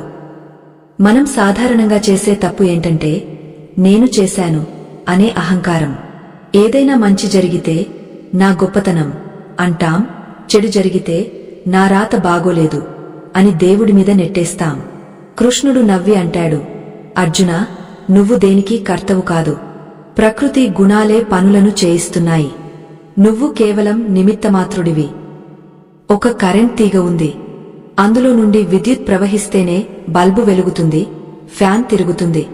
బల్బు నేనే వెలుగుతున్నాను అని గర్వపడితే ఎంత అమాయకత్వమో, మనం నేనే సాధించాను అనుకోవడం కూడా అంతే. ఆ శక్తి ఆ పరమాత్ముడిది. మనం కేవలం పరికరాలం. ఈ మూడవ వాస్తవంలో అత్యంత కీలకమైన అంశం సమర్పణ భావం. మనం చేసే ప్రతి పనిని భగవంతుడికి పూజగా చేస్తే ఏమవుతుంది? అప్పుడు ఫలితం గురించి భయం ఉండదు. మనం గుడిలో దేవుడికి పువ్వులు సమర్పిస్తాం. ఆ పువ్వులు వాడిపోయినా, మాల కట్టినా దేవుడికే ఇస్తాం. అలాగే మనం చేసే ఉద్యోగం, వ్యాపారం, వంట, ఇంటి పని ఏదైనా సరే కృష్ణార్పణం అనుకుని చేస్తే అది యజ్ఞం అవుతుంది. అప్పుడు విజయం వస్తే అది భగవంతుడి ప్రసాదం, అపజయం వస్తే అది కూడా భగవంతుడి ప్రసాదం. ప్రసాదం అని అనుకున్నప్పుడు మనకు ఫిర్యాదులు ఉండవు. గుడిలో పూజారిగారు చేతిలో కొంచెం పులిహోర పెట్టినా తీసుకుంటాం, తీర్థం ఇచ్చినా తీసుకుంటాం, ఒక తులసి ఆకు ఇచ్చినా కళ్ళకద్దుకుని తీసుకుంటాం. నాకు లడ్డునే కావాలి, పులిహోర వద్దు అని గొడవ చేయం కదా, ఎందుకంటే అది ప్రసాదం కాబట్టే. జీవితంలో వచ్చే ఫలితాలను కూడా అలా ప్రసాదం లా స్వీకరించమని కృష్ణుడు చెబుతున్నాడు. లాభం వస్తే సంతోషం, నష్టం వస్తే అనుభవం. రెండూ దేవుడు ఇచ్చిన బహుమతులే. ఈ స్థితికి మనం చేరుకుంటే ఇక మనల్ని భయపెట్టే శక్తి ఈ ప్రపంచంలో దేనికి ఉండదు. అర్జునుడికి ఇప్పుడు ఒక స్పష్టత వచ్చింది. ఓహో, నా దున్హకానికి కారణం కౌరవులు కాదు, యుద్ధం కాదు. నా దున్హకానికి కారణం నేను ఫలితాన్ని కోరుకోవడం, శరీరాన్ని నేను అనుకోవడం, బంధాలను శాశ్వతం అనుకోవడం. ఈ మూడు అజ్ఞానాలే నన్ను బంధించాయి అని గ్రహించాడు. అతని చేతిలోని గాండివం మళ్లీ పైకి లేచింది. కళ్లలో ఉన్న నీళ్లు ఆవిరైపోయాయి. ముఖంలో ఒక కొత్త తేజస్సు వచ్చింది. కాని మిత్రులారా, ఇక్కడ కథ అయిపోలేదు. అసలు కథ ఇప్పుడే మొదలవుతుంది. ఈ మూడు వాస్తవాలు వినడానికి చాలా అద్భుతంగా ఉన్నాయి. మనం తల ఊపుతాం, నిజమే కదా అనుకుంటాం. కాని వీడియో ఆపేసి బయట ప్రపంచంలోకి అడుగుపెట్టగానే మళ్లీ పాత కథే. ట్రాఫిక్లో చిరాకు, ఆఫీసులో బాస్ మీద కోపం, ఇంట్లో గొడవలు. ఇవన్నీ రాగానే కృష్ణుడు చెప్పిన మాటలు గాలిలో కలిసిపోతాయి. మళ్లీ మనం సాధారణ మనుషులమైపోతాం. ఎందుకు ఇలా జరుగుతుంది? జ్ఞానముంది, కాని ఆచరణ ఎందుకు సాధ్యం కావడం లేదు? కలియుగంలో ఇంత ఒత్తిడి మధ్య కృష్ణుడు చెప్పినట్టు స్థితప్రజ్ఞుడిలా ఉండటం సాధ్యమేనా? హిమాలయాల్లో ఉండే ఋషులకు సాధ్యం కావచ్చు, కాని మనలాంటి సామాన్యులకు, సంసారంలో ఉన్నవారికి ఇది ఎలా సాధ్యం? దీనికి ఏదైనా సులభమైన మార్గముందా? కృష్ణుడు మన దౌర్బల్యాన్ని ముందే ఊహించాడు. అందుకే కేవలం సిద్ధాంతాలు చెప్పి వదిలేయలేదు.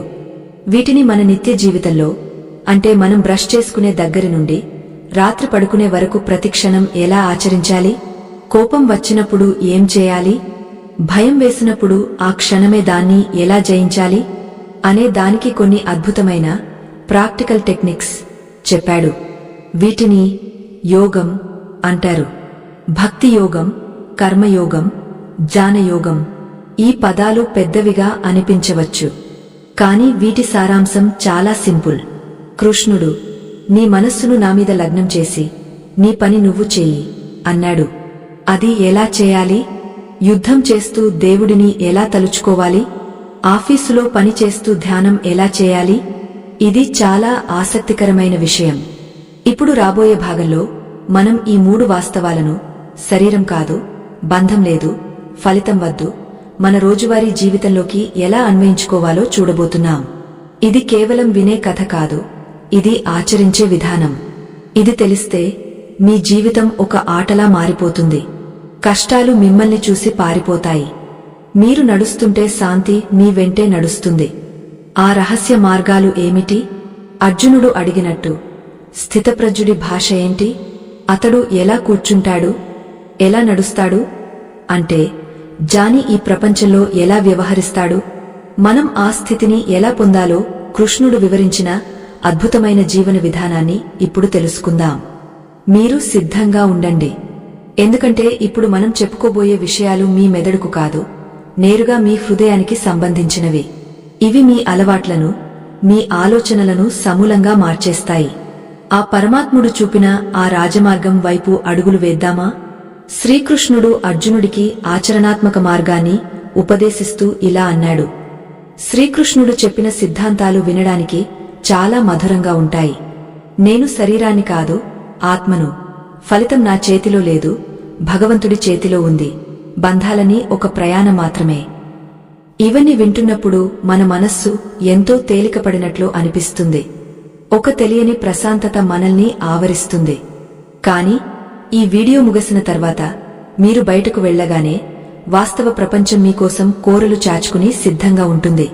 పని ఒత్తిడి, ఆర్థిక ఇబ్బందులు, అనారోగ్య సమస్యలు, కుటుంబంలో గొడవలు, ఇవన్నీ ఒక్కసారిగా మీద పడగానే ఈ జ్ఞానం అంతా ఎక్కడికో పారిపోతుంది.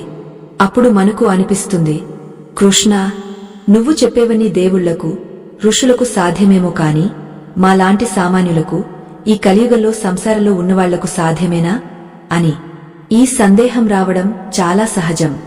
అందుకే శ్రీకృష్ణుడు కేవలం తత్వశాస్త్రం చెప్పి వదిలేయలేదు. ఆయన ఒక అద్భుతమైన మానసిక వైద్యుడు. మన దైనందిన జీవితంలో అడుగడుగునా ఈ జ్ఞానాన్ని ఎలా వాడుకోవాలో, ఎలా ఆచరించాలో చాలా సులభమైన మార్గాలను సూచించాడు. ముందుగా మనం అర్థం చేసుకోవాల్సింది ఏంటంటే మన మనస్సు ఒక పెంకి పిల్లవాడి లాంటిది. దానికి ఒకేసారి పెద్ద పెద్ద పాక్యాలు చెప్తే అర్థం కాదు. దాన్ని నెమ్మదిగా బుజ్జగస్తూ దారిలోకి తెచ్చుకోవాలి. కృష్ణుడు దీనికోసం 2 ఆయుధాలను ఇచ్చాడు. 1 అభ్యాసం, ప్రాక్టీస్. 2 వైరాగ్యం. అభ్యాసం అంటే ఏమిటి? మనస్సు పక్కదారులు పట్టిన ప్రతిసారి దాన్ని మళ్లీ వెనక్కి లాగే పరమాత్ముడి మీద లేదా మనం చేస్తున్న పని మీద నిలపడం. ఉదాహరణకు, మీరు ఆఫీసులో పని చేస్తున్నారు లేదా వంటింట్లో వంట చేస్తున్నారు. అప్పుడు మీ మనస్సు, అయ్యో నిన్న మా ఆవిడ నన్ను అలా అంది, మా అబ్బాయికి సీటు రాలేదు అని అనవసరమైన ఆలోచనలోకి వెళ్లిపోతుంది. అప్పుడు మీరు తక్షణమే మేల్కొనాలి. ఆగు, ఇప్పుడు నేను వంట చేస్తున్నాను లేదా ఫైల్ చూస్తున్నాను, ఆలోచన ఇప్పుడు అనవసరం అని మీ మనస్సును మళ్లీ వర్తమానంలోకి తీసుకురావాలి. ఇది మొదట్లో కష్టంగా అనిపించవచ్చు. గుర్రం మీద కొత్తగా ఎక్కిన వాడికి ఆ గుర్రం మాట విననట్లే ఉంటుంది. కాని కళ్ళెం గట్టిగా పట్టుకుని రోజువారీ సాధన చేస్తే ఆ గుర్రం మీ దారికి వస్తుంది. మనస్సు కూడా అంతే. ఇక నిత్య జీవితంలో మనకు అతిపెద్ద శత్రువు కోపం. ఎవరో ఏదో అన్నారని, మనకు నచ్చని పని జరిగిందని కోపం వస్తుంది. ఆ కోపంలో మాట జారతాం, బంధాలు పాడు చేసుకుంటాం, ఆ తర్వాత బాధపడతాం. దీనికి కృష్ణుడు చెప్పిన పరిష్కారం ఏమిటి? ఆయన సాక్షిభావం అనే అద్భుతమైన టెక్నిక్ నేర్పించాడు. దీనినే మనం నేటి కాలంలో మైండ్ఫుల్నెస్ అంటున్నాం. అంటే మీకు కోపం వచ్చినప్పుడు ఆ కోపంలో పడిపోకుండా ఆ కోపాన్ని గమనించడం. దీన్ని ఎలా ఆచరించాలి? ఎవరైనా మిమ్మల్ని అవమానించారు అనుకోండి. అప్పుడు మీ లోపల రక్తం ఉడుకుతుంది, గుండె వేగంగా కొట్టుకుంటుంది. అప్పుడు మీరు ఒక్క క్షణం ఆగే మీ లోపల ఏం జరుగుతుందో మీరే చూడాలి. ఓహో, నా శరీరంలో వేడి పుడుతోంది, నా మనస్సుకు అవమానం భారంగా అనిపిస్తోంది. ఇది నా శరీరం, నా మనస్సు పడుతున్న ఆవేదన. కాని నేను ఆత్మను కదా, ఈ అవమానం నన్ను తాకలేదు కదా అని ఒక్కసారి గుర్తు చేసుకోండి. మీరు ఆ పరిస్థితి నుండి కొంచెం పక్కకు జరిగి ఒక 3వ వ్యక్తిలా మిమ్మల్ని మీరు చూసుకోగలిగితే ఆ కోపం నీటి బుడగలా పేలిపోతుంది. మరొక ముఖ్యమైన సాధన సమర్పణ భావం. మనం చేసే పనులన్నింటినీ భగవంతుడికి పూజలా మార్చేయడం. చాలామంది అనుకుంటారు పూజ అంటే ఉదయం స్నానం చేసి దీపం పెట్టి 10 నిమిషాలు దండం పెట్టుకోవడం మాత్రమే అని. ఆ తర్వాత రోజంతా చేసే పనులకు దేవుడికి సంబంధం లేదని భావిస్తారు. కాని కృష్ణుడు చెప్పేది వేరు. నువ్వు ఏం చేసినా, ఏం తిన్నా, ఏం మాట్లాడినా అదంతా నాకే అర్పించు అంటాడు. ఇది ఎలా సాధ్యం? మీరు ఒక గృహిణి అనుకోండి. ఇంటిని శుభ్రం చేస్తున్నప్పుడు ఇది నా ఇల్లు అని కాకుండా ఇది ఆ దేవుడు నివసించే మందిరం, అందుకే శుభ్రం చేస్తున్నాను అనుకోండి. వంట చేస్తున్నప్పుడు ఇది నా వాళ్ల కోసం అని కాకుండా భగవంతుడికి నైవేద్యం వండుతున్నాను అనుకోండి. మీరు ఉద్యోగం చేస్తున్నప్పుడు ఈ పని ద్వారా నేను సమాజానికి, తద్వారా ఆ పరమాత్ముడికి సేవ చేస్తున్నాను అనే భావనతో పని చేయండి. ఎప్పుడైతే ఈ భావన వస్తుందో అప్పుడు ఆ పనిలో అలసట ఉండదు, విసుగు ఉండదు. పైగా ఆ పని ఎంతో నైపుణ్యంతో జరుగుతుంది. ఎందుకంటే దేవుడి కోసం చేసే పనిలో మనం తప్పులు చేయం కదా. దీనినే కృష్ణుడు యోగః కర్మసు కౌశలం అన్నాడు. అంటే యోగం అంటే పనిని నేర్పుగా చేయడం, ఏకాగ్రతతో చేయడం. మీరు రోడ్డు మీద బండి నడుపుతున్నారు, ట్రాఫిక్ జామ్ అయ్యింది, అందరూ హారన్లు కొడుతున్నారు, తిట్టుకుంటున్నారు, మీకు చిరాకు వస్తుంది. అప్పుడు కృష్ణుడు చెప్పిన కర్మ సిద్ధాంతాన్ని గుర్తుకు తెచ్చుకోండి. ఈ ట్రాఫిక్ నా చేతిలో లేదు. ఇప్పుడు నేను చిరాకు పడితే ట్రాఫిక్ కదలదు, నా బీపీ పెరుగుతుంది తప్ప. కాబట్టి నేను శాంతంగా ఉంటాను. ఈ సమయాన్ని భగవంతుడి నామస్మరణకు వాడుకుంటాను అని అనుకోవడం స్థితప్రజ్ఞత. ప్రతికూల పరిస్థితులు వచ్చినప్పుడు మనం తాబేలును ఆదర్శంగా తీసుకోవాలి. తాబేలు నేలమీద నడుస్తున్నప్పుడు ఏదైనా ప్రమాదం వస్తుందని అనిపించగానే తన కాళ్లను, తలను డిప్పలోకి లాగేసుకుంటుంది. అప్పుడు దానిమీద ఎవరు కొట్టినా దానికి తగలదు. అలాగే మన జీవితంలోకి ఇంద్రియాలను ఆకర్షించే విషయాలుగాని, మనశ్శాంతిని పాడుచేసే విషయాలుగాని వచ్చినప్పుడు మనం మన మనస్సును లోపలికి లాగేసుకోవాలి. బయట ప్రపంచంతో సంబంధం తెంచుకుని మన అంతరాత్మలో ఉన్న ప్రశాంతతను ఆశ్రయించాలి. కాని చాలామంది అంటారు, మాకు అంత నిగ్రహం లేదు, మాయ చాలా బలమైనది, మమ్మల్ని లాగేస్తోంది అని. అవును, మాయ చాలా శక్తివంతమైనది. దాన్ని జయించడం మన వల్ల కాదు. అందుకే కృష్ణుడు ఒక పరమ రహస్యం చెప్పాడు. ఈ మాయ నాది, దాన్ని సృష్టించింది నేనే. కాబట్టి దాన్ని దాటాలంటే నన్ను శరణు వేడుకో. ఎవరైతే నన్ను పూర్తిగా నమ్ముతారో వారిని నేను ఈ మాయా సాగరం నుండి దాటిస్తాను అని హామీ ఇచ్చాడు. ఇక్కడ మనం భక్తి గురించి చెప్పుకోవాలి. భక్తి అంటే ఏవో కోరికలు కోరుకోవడం కాదు. కృష్ణ, నాకు కష్టాలు వచ్చాయి, తీర్చు అని అడగడం వ్యాపారం. నిజమైన భక్తి అంటే, కృష్ణ, నాకు ఏ కష్టం వచ్చినా పర్లేదు, దాన్ని తట్టుకునే శక్తిని ఇవ్వు. నువ్వు నా పక్కన ఉంటే చాలు, నేను దేన్నైనా ఎదుర్కొంటాను అని అడగడం. చిన్న పిల్లవాడు తండ్రి చేయి పట్టుకుని జాతరలో నడుస్తుంటాడు. చుట్టూ ఎంత రద్దీ ఉన్నా వాడికి భయం ఉండదు. ఎందుకంటే నాన్న చేయి పట్టుకున్నాడు అనే ధైర్యం. మనం కూడా ఆ భగవంతుడి చేయి పట్టుకుంటే జీవితం అనే జాతరలో తప్పిపోతామనే భయం ఉండదు. అయితే మనలో చాలామందికి ఒక చెడ్డ అలవాటు ఉంది. మనల్ని మనం తక్కువ చేసుకోవడం, నిందించుకోవడం. నేను పాపాత్ముడిని, నాకు మోక్షం రాదు, నా బతుకింతే అని కృంగపోతుంటారు. కృష్ణుడు భగవద్గీతలో చాలా స్పష్టంగా చెప్పాడు, ఉద్ధరేదాత్మనాత్మానం. నిన్ను నువ్వే ఉద్ధరించుకోవాలి. నీకు నువ్వే మిత్రుడివి, నీకు నువ్వే శత్రువువి. మనస్సును జయిస్తే అది మిత్రుడు, మనస్సు ఆధీనంలో లేకపోతే అది శత్రువు. అందుకే ఉదయం లేవగానే అద్దంలో చూసుకుని మిమ్మల్ని మీరు ఆత్మన్యూనతా భావంతో చూసుకోకండి. నేను ఆ పరమాత్ముడి అంశను, నాలో అనంతమైన శక్తి ఉంది. ఈ రోజు నాకు ఎదురయ్యే ప్రతి సవాలును నేను చిరునవ్వుతో స్వీకరిస్తాను అని చెప్పుకోండి. సానుకూల దృక్పథం అనేది ఆధ్యాత్మికతలో మొదటి మెట్టు. నిరాశ, నిస్పృహ ఉన్నవాడికి దేవుడు కూడా సహాయం చేయలేడు.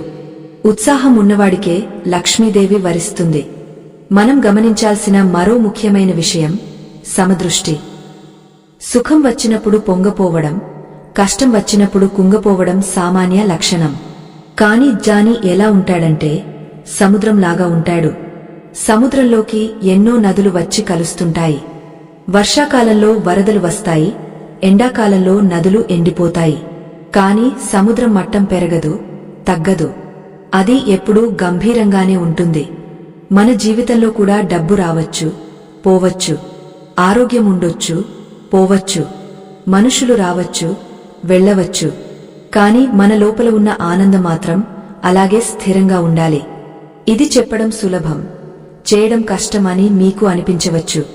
కాని ఒక్కసారి ప్రయత్నించి చూడండి. చిన్న చిన్న విషయాలకే ఆందోళన పడటం మానేయండి. రేపు ఏం జరుగుతుంది అనే భారాన్ని ఆ జగన్నాటక సూత్రధారి మీద వేసేయండి. మీరు బరువు మోయకండి. రైలులో వెళ్తూ లగేజీని తలమీద పెట్టుకుంటే ఎంత మూర్ఖత్వమో, దేవుడి సామ్రాజ్యంలో ఉంటూ మన బరువు మనం మోయడం కూడా అంతే. అంతా నీ దయ అని వదిలేయడంలో ఉన్న ఆనందం మరెందులోనూ లేదు. కృష్ణుడు అర్జునుడికి ఇన్ని మార్గాలు చెప్పినా చివరికి అర్జునుడి ముఖంలో ఇంకా ఏదో సందేహం మిగిలే ఉంది. కృష్ణ, నువ్వు చెప్పిన కర్మయోగం, జ్ఞానయోగం, భక్తియోగం ఇవన్నీ వింటుంటే చాలా క్లిష్టంగా ఉన్నాయి. ఇందులో ఏది గొప్పది, ఏది ఆచరించాలి? నా బుద్ధి మందగించింది. నాకు ఏ గందరగోళం లేకుండా ఒక్క ముక్కలో నేను ఏం చేయాలో చెప్పు. నేను ఈ సంసార బంధాల నుండి, పాపాల నుండి ఎలా విముక్తి పొందాలి అని ఆఖరి ప్రశ్న వేశాడు. అప్పుడు శ్రీకృష్ణుడు గీత అంతటికీ సారాంశమైన, అత్యంత రహస్యమైన, పరమ పవిత్రమైన ఆ చివరి మాటను చెప్పడానికి సిద్ధమయ్యాడు. ఇప్పటివరకు చెప్పిన 700 శ్లోకాలు ఒక ఎత్తు, ఇప్పుడు చెప్పబోయే ఆ ఒక్క శ్లోకం ఒక ఎత్తు. ఇది కేవలం అర్జునుడికి ఇచ్చిన వరం కాదు, మానవజాతి మొత్తానికి ఇచ్చిన అభయం. మన భయాలన్నింటినీ పటాపంచలు చేసే చరమశ్లోకం ఏమిటి? కృష్ణుడు తన విశ్వరూపాన్ని ఉపసంహరించుకుని అత్యంత ప్రేమతో ఒక తల్లి బిడ్డను ఓదార్చినట్లుగా అర్జునుడి భుజం మీద చేయివేసి ఆ అంతిమ రహస్యాన్ని ఇలా చెప్పాడు. ఇది వింటే మీ కళ్లలో నీళ్లు తిరుగుతాయి. మీ గుండెలో ఉన్న బరువు మొత్తం ఒక్కసారిగా దిగిపోతుంది. ఆ మాట ఏమిటి? ఆ మాటతో మన జీవితం ఎలా పరిపూర్ణమవుతుంది? ఇప్పుడు మనం ఈ అద్భుతమైన ప్రయాణం యొక్క చివరి ఘట్టానికి చేరుకున్నాం. శ్రీకృష్ణుడు మనకు ఇచ్చిన ఆ చివరి వాగ్దానం ఏమిటో, అది మనల్ని ఎలా రక్షిస్తుందో తెలుసుకోవడానికి శ్రీకృష్ణుడు అర్జునుడి కళ్లలోకి చూస్తూ ప్రపంచంలోని సమస్త భయాలను పారద్రోలే అద్భుతమైన మాటను చెప్పాడు. అర్జునా, నీకు ఎన్ని ధర్మాలు చెప్పినా, ఎన్ని మార్గాలు చెప్పినా నీ మనస్సు కుదుటపడటం లేదని నాకు తెలుసు. పాపం చుట్టుకుంటుందేమో అని, నరకం వస్తుందేమో అని, బంధాలు తెగపోతాయేమో అని నువ్వు భయపడుతున్నావు. అందుకే ఇప్పుడు నేను చెప్పేది విను. ఇదే నా పరమ రహస్యం. ఇదే నా తుది నిర్ణయం. సర్వధర్మాన్ పరిత్యజ్య మామేకం శరణం వ్రజ, అహం త్వా సర్వపాపేభ్యో మోక్షయిష్యామి మా శుచః. దీని అర్థం ఎంత గొప్పదంటే, ఇది విన్న తర్వాత మనిషికి ఇక ఏ కర్తవ్యమూ మిగలదు. కృష్ణుడు అంటున్నాడు, అర్జునా, అన్ని రకాల ధర్మాలను, విధినిషేధాలను, నియమాలను, ఆచారాలను వదిలిపెట్టు. కేవలం నన్ను మాత్రమే శరణు వేడుకో. నన్ను ఒక్కడినే ఆశ్రయించు. అప్పుడు నేను నిన్ను సమస్త పాపాల నుండి విముక్తుడిని చేస్తాను. నువ్వు దున్హకించకు, భయపడకు. ఈ మాటలో ఉన్న బలం ఏమిటంటే, నేను చూసుకుంటాను అనే భరోసా. మనం జీవితంలో ఎప్పుడూ కోరుకునేది ఇదే కదా. మన తప్పులను క్షమించి, మన బాధ్యతలను తన భుజాల మీద వేసుకుని, నీకేం భయం లేదు, నేనున్నాను అని చెప్పే నాథుడు కావాలని మనం పరితపిస్తుంటాం. కృష్ణుడు సరిగ్గా అదే హామీ ఇస్తున్నాడు. నువ్వు పూజలు చేశావా, వ్రతాలు చేశావా, దానాలు చేశావా అని ఆయన అడగడం లేదు. నన్ను నమ్మావా లేదా అని మాత్రమే అడుగుతున్నాడు. ఇక్కడ ధర్మాలను వదిలిపెట్టడం అంటే ఏమిటి? బాధ్యతలను వదిలేసి పారిపోవడం కాదు. నేను చేస్తున్నాను అనే కర్తృత్వాన్ని, నా వల్లనే ఇది జరుగుతోంది అనే అహంకారాన్ని, ఫలితం ఇలాగే రావాలి అనే పట్టుదలను వదిలిపెట్టడం. నువ్వు చేసే ప్రతి పనిని, అది చిన్నదైనా పెద్దదైనా, నా పాదాల దగ్గర పెట్టి, కృష్ణ, ఇది నీ పని, నేను కేవలం నిమిత్తమాత్రుడిని. దీనివల్ల వచ్చే పుణ్యం నీదే, పాపం నీదే అని ఎప్పుడైతే వదిలేస్తావో అప్పుడు ఆ పాపం నిన్ను అంటుకోదు. ఒక చిన్న ఉదాహరణ చూద్దాం. ఒక తండ్రి తన చిన్న బిడ్డను ఎత్తుకుని నడుస్తున్నాడు. ఆ బిడ్డ చేతిలో ఒక చిన్న సంచి ఉంది. ఆ సంచి బరువు ఆ బిడ్డకు తెలుస్తుందా? తెలియదు. ఎందుకంటే బిడ్డ పట్టుకున్న సంచిని రెండింటినీ తండ్రే మోస్తున్నాడు. ఆ బిడ్డ చేయాల్సిందల్లా తండ్రిని గట్టిగా పట్టుకోవడమే. మనం కూడా ఆ చిన్న బిడ్డ లాంటి వాళ్లమే. ఈ సంసార బరువు, మన కుటుంబ బరువు, మన పాపాల బరువు, ఇవన్నీ మనం మోస్తున్నామని భ్రమపడుతున్నాం. అందుకే నడుము వంగపోతోంది, కళ్లలో నీళ్లు వస్తున్నాయి. కృష్ణుడు అంటాడు, ఆ బరువు దించు, నా మీద వెయ్యి, నేను మోస్తాను. నువ్వు ఆనందంగా, స్వేచ్ఛగా ఆడుకో. దీనినే శరణాగతి అంటారు. శరణాగతి అంటే ఓడిపోవడం కాదు, విశ్వం మొత్తాన్ని నడిపించే ఆ మహాశక్తితో చేతులు కలపడం. ఎప్పుడైతే నువ్వు నా వల్ల కాదు, అంతా నీ ఇష్టం అని చేతులెత్తేస్తావో అప్పుడే దేవుడు రంగంలోకి దిగుతాడు. ద్రౌపదిని చూడండి. ఆమె తన బలం ఉన్నంత వరకు, తన భర్తల బలం ఉన్నంత వరకు ప్రయత్నించింది. కాని ఎప్పుడైతే రెండు చేతులు పైకెత్తి, గోవిందా, నువ్వే దిక్కు అని అరిచిందో అక్షయపాత్రలా చీరలు వచ్చిపడ్డాయి. కృష్ణుడు చెప్పిన చివరి మాట మా శుచః అంటే ఏడవకు లేదా దున్హకించకు. గీత మొదలైంది అర్జునుడి ఏడుపుతో. గీత ముగసింది కృష్ణుడి ఏడవకు అనే ఓదార్పుతో. దీని అర్థమేంటంటే, జానం వచ్చిన తర్వాత దున్హకానికి చోటు లేదు. వెలుతురు వచ్చిన తర్వాత చీకటి ఉండగలదా? ఉండలేదు. అలాగే ఆ పరమాత్ముడు నా పక్కన ఉన్నాడు, నా రథసారథిగా నా జీవితాన్ని నడిపిస్తున్నాడు అనే స్పృహ వచ్చిన తర్వాత ఇక భయం ఎక్కడిది? ఆందోళన ఎక్కడిది? ఇప్పుడు మనం మొదట్లో చెప్పుకున్న ఆ 3 వాస్తవాలను ఈ శరణాగతితో ముడిపెట్టి చూద్దాం. మొదటి వాస్తవం, నేను శరీరం కాదు. ఒకవేళ మరణం వచ్చినా శరణాగతుడైన భక్తుడు భయపడడు. ఎందుకంటే నేను ఈ పాత బట్టలు విడిచిపెట్టి నా స్వామి దగ్గరకు వెళ్తున్నాను, ఆయన ఒడిలో చేరబోతున్నాను అనే ఆనందముంటుంది. మరణం ఒక వేడుకలా మారుతుంది. రెండవ వాస్తవం, బంధాలు శాశ్వతం కాదు. శరణాగతి పొందినవాడు బంధాలను చూసి బాధపడడు. నా భార్య, నా పిల్లలు, నా మిత్రులు అందరూ ఆ కృష్ణుడి స్వరూపమే. ఆయన లీల కోసం వీరందరూ నా చుట్టూ చేరారు. వారిని ప్రేమించడం అంటే ఆ కృష్ణుడిని ప్రేమించడమే అని భావిస్తాడు. ఎవరైనా దూరమైతే కృష్ణుడు వారిని పిలిచాడు, వెళ్ళిపోయారు, ఆయన ఇష్టం అని సమాధానపడతాడు. మూడవ వాస్తవం, ఫలితం నా చేతిలో లేదు. శరణాగతిలో ఉన్నవాడికి గెలుపు ఓటములు సమానమే. విజయం వస్తే ఇది స్వామి విజయము అంటాడు. అపజయం వస్తే ఇది స్వామి పరీక్ష అంటాడు. దేనికి పొంగాపోడు, కుంగాపోడు, ప్రశాంతంగా నిశ్చలంగా ఉంటాడు. ఇలాంటి స్థితిలో మనిషి జీవిస్తే ఈ భూమి మీద స్వర్గముంటే అది ఇదే. కృష్ణుడు ఈ ఉపదేశం ముగించగానే అర్జునుడి స్థితి ఒక్కసారిగా మారిపోయింది. ఆకాశంలో నల్లటి మబ్బులు విడిపోయి సూర్యుడు ప్రకాశించినట్లు అర్జునుడి ముఖంలో తేజస్సు వచ్చింది. గాంధీవాన్ని గట్టిగా పట్టుకున్నాడు. కృష్ణుడికి నమస్కరించి ఇలా అన్నాడు, నష్టో మోహః స్మృతిర్లబ్ధా. కృష్ణ, నా మోహం తొలగిపోయింది. నాకు జ్ఞానం లభించింది. నా సందేహాలన్నీ పటాపంచలయ్యాయి. ఇప్పుడు నేను సిద్ధం. నువ్వు చెప్పినట్లే చేస్తాను. నీ ఆజ్ఞే నాకు శిరోధార్యం.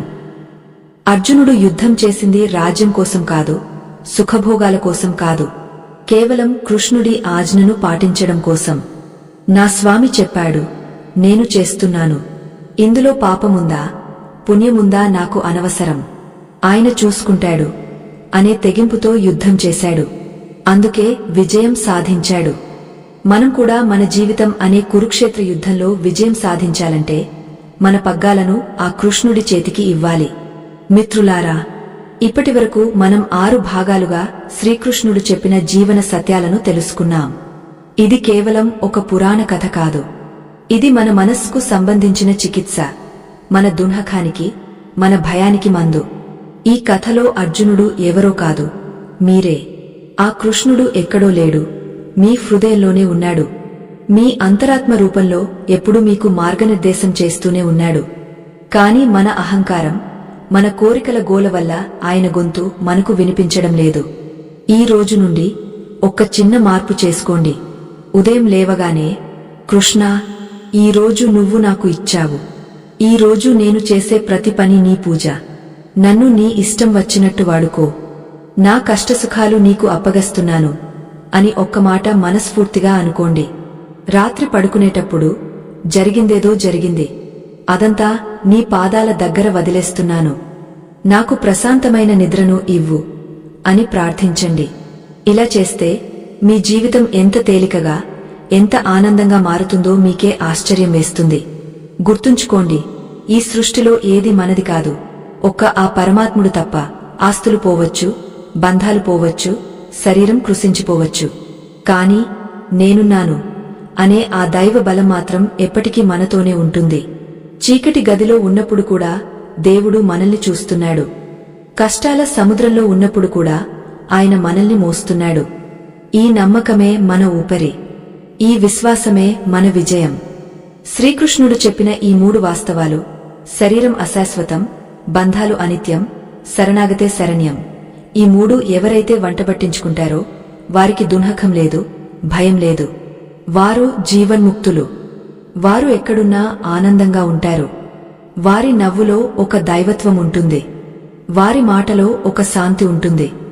మీరు కూడా ఆ స్థితికి చేరుకోవాలని, మీ జీవితం ఆనందమయం కావాలని మనస్ఫూర్తిగా కోరుకుందాం.